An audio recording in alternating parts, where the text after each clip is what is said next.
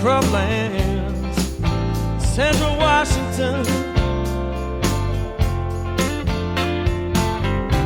There's a woman with a guitar, oh, and a little one. Only 35. Feels like her dream has died, but she sang us her song, and we sang along. Every soul's a star.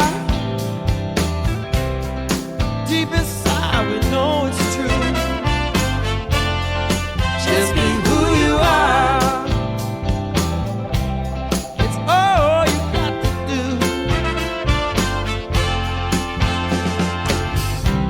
I met Harold on the street one cold December day. He'd been living in a tent out by the highway.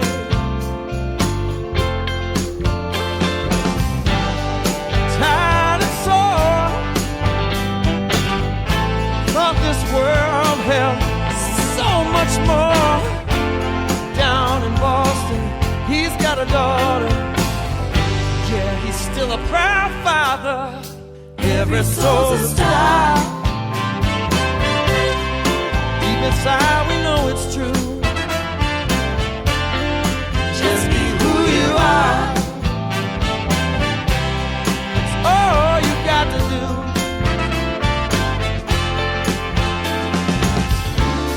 Oh, sometime late at night, when the time is right, if you listen at the sky, you can hear it cry.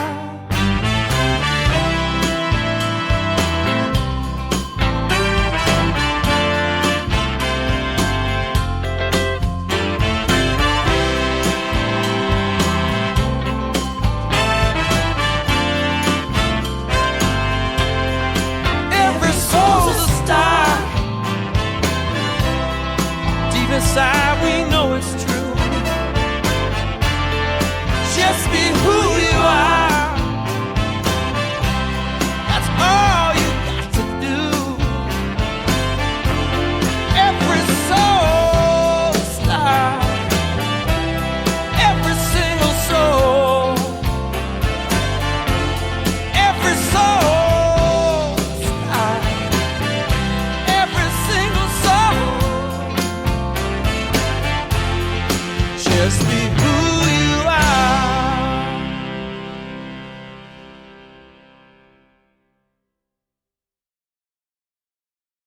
Hey everybody, it's Chris Avey and Jenny Grouse of the Avey Grouse Band. And we're out of Iowa right here in the Quad Cities. But Chris, Yes, you know where I'm from originally. Iowa. No. Wisconsin! And we're so excited that we're here jamming on Hoomagoo.com with Tom Garrett's the best blues music in very happy Packerland. Go Pack!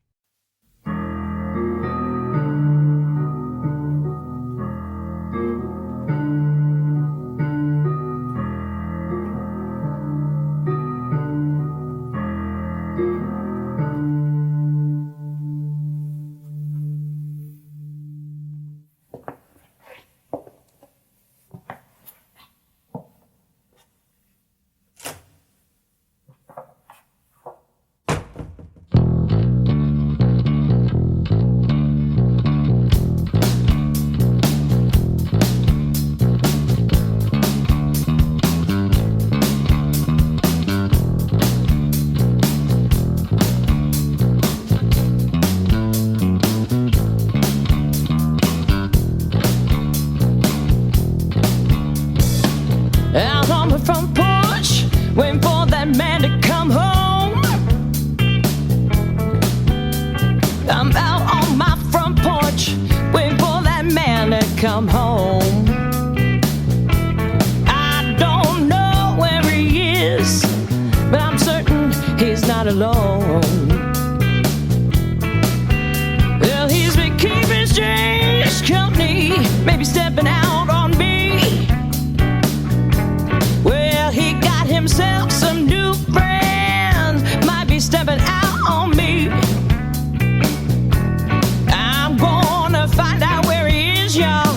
just you wait and see. Yeah. See, now I got a detective, gonna follow that man. I hide myself a private eye, gonna follow that man. Gonna catch him in the act, gonna catch him if we can.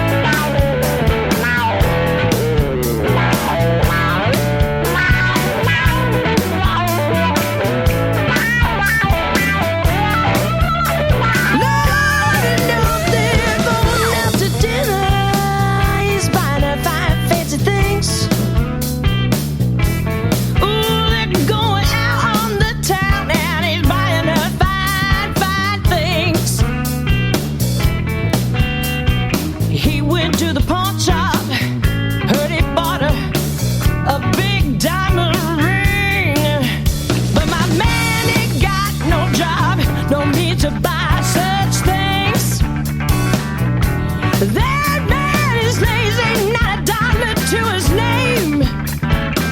To buy such fine, fine things.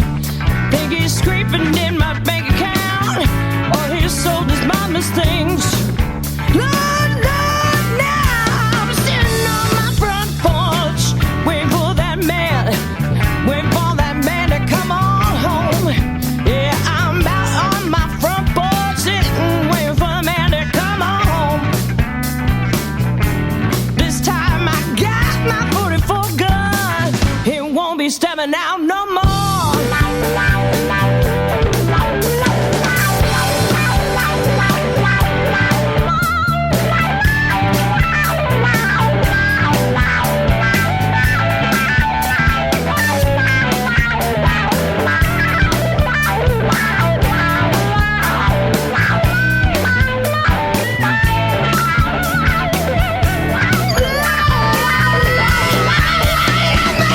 On my front porch, waiting for that man to come home. Yeah, I'm out on my front porch, waiting for that man to come on home. Come on, boy. This time I got my 44. He won't be stepping out no more. Oh, thank you very much, Mary Jo Curry Band, The Front Porch. Oh, my. Happy Sunday, everybody. I have a great guest. Mr. Brett Smith is coming on here. We're going to talk some nutrition, some health. My friend is helping so many people with this good info he's got. Welcome, Brett. Welcome to the show. Hey, Tommy. Great to be here. Thanks, man. Brett's a friend of mine from, way back, and the journey that he's been posting on air, myself, too. I've been fighting with food my whole life. And one thing I've discovered, I ended up with type 2 diabetes. And once I started moving into that natural food, weight loss, fasting, less food, should I say, not that 3 meals, square meals, big meals, potatoes and all that, that was killing me. And I really wanted to bring on Brett. He's got some great info for everybody and talk about what's going on out there, my friend. Thrilled to be here. Where would you like to jump in? How would you like to set the table, per se? Tell us about your journey, how this all came to be for yourself, too, because I know a lot of us, we have the personal side. We feel it, we touch it. Myself needed to lose some weight, and I needed to get, I always call it God food. I always eat things that are natural. Once I started the box stuff, being type 2 diabetic, I would have sugar-free this, sugar-free that, and, the A1C was good on the pills, but I still had no get up and go, And what you've been journeying, your journey too, has been posting about fasting and less food and how that works for everybody. So tell us how it affected you in your life and how it brought you today. I'll back up for just a quick second. I'll give you a quick 1 minute or so on kind of how I got into getting into it, I guess you could say. Yeah. As you're aware, I was an athlete and consider myself still kind of one. In fact, the running joke I had as I put on more weight through the years is that I just I said I was functionally fat. I still played tennis at a very high level. I just did it with a lot of girth on my bones. And I spent the better part of 30 years in the health insurance world, the last 10 years up to about 5 years ago, in the corporate wellness and disease management world. And so I was out selling the wellness programs that large employers, self-funded employers would put in for their employees. The unique thing of what I was selling was we had a very scientifically based health risk assessment. So people fill out a questionnaire. It's matched with your biometric blood panel and height, weight, and blood pressure. And it forecasted what your risk of developing a disease, 40 different disease states, 13 of them cancers, over the next 10 years. And the whole mantra was, hey, let's find out who's at risk. Let's get the at-risk population risk stratified, get them to the appropriate secondary screening, and let's see if we can't keep people from having that widowmaker heart attack, and maybe we can change it with lifestyle and diet. Maybe we can get them to stop smoking. Maybe they need a stent. There's all different types of things depending upon how much disease there is. And, so the company that I worked for was, from a lifestyle standpoint, very much pushing the standard low-fat diet that you would see out almost everywhere and at every healthcare system in the country, at least till recently. And, I was one of those people that just kept putting on weight while being in the corporate wellness world. And so I was like becoming the poster child of don't let this happen to you, even though many times I kept trying to follow let's call it the guidelines of what was being sold. So now I'm not going to say that it was just trying to eat low-fat stuff, because it's a multifactorial problem. There's many different things. Stress can be a big problem that people have to deal with, especially if you become a stress eater, which I would do all the time. So anyhow, long story kind of short with that, I kind of did what you would say some yo-yoing. I tried a couple of different ways of losing weight. I would lose weight fairly rapidly, and then it would either take some damage to my digestive tract, and it wouldn't be, let's just say, feasible to keep doing it for a long time because life became too uncomfortable multiple times a day. And so I just never really found the one thing that I could stick with long term. Fast forward a few years, I get out of the corporate wellness world, I go do some other things. And about a year and a half ago, I'm having dinner with my 3 siblings and spouses. And I noticed my younger brother had dropped like 30 pounds in the 3-4 months since I had seen him last. And I'm like, well, what happened to you?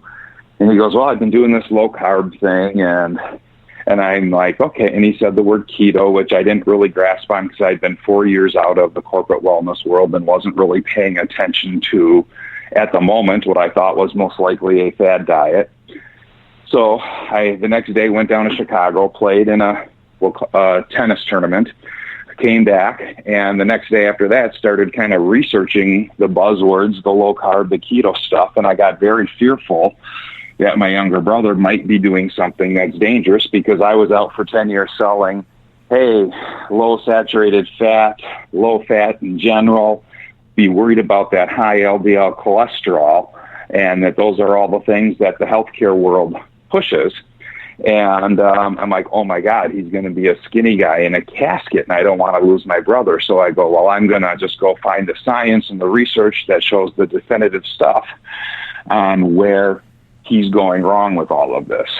And so I started going on to PubMed, which is, you can call it the Google of scientific research. All the papers in the world are kept at a site called PubMed. So if you Google it, you can go look up pretty much every research paper that's ever been written through time. And I'm in there looking at it, and I'm following resources, and I'm just like, you know what? A lot of what we think, not a lot, but certain things that we think are established scientific norms and proven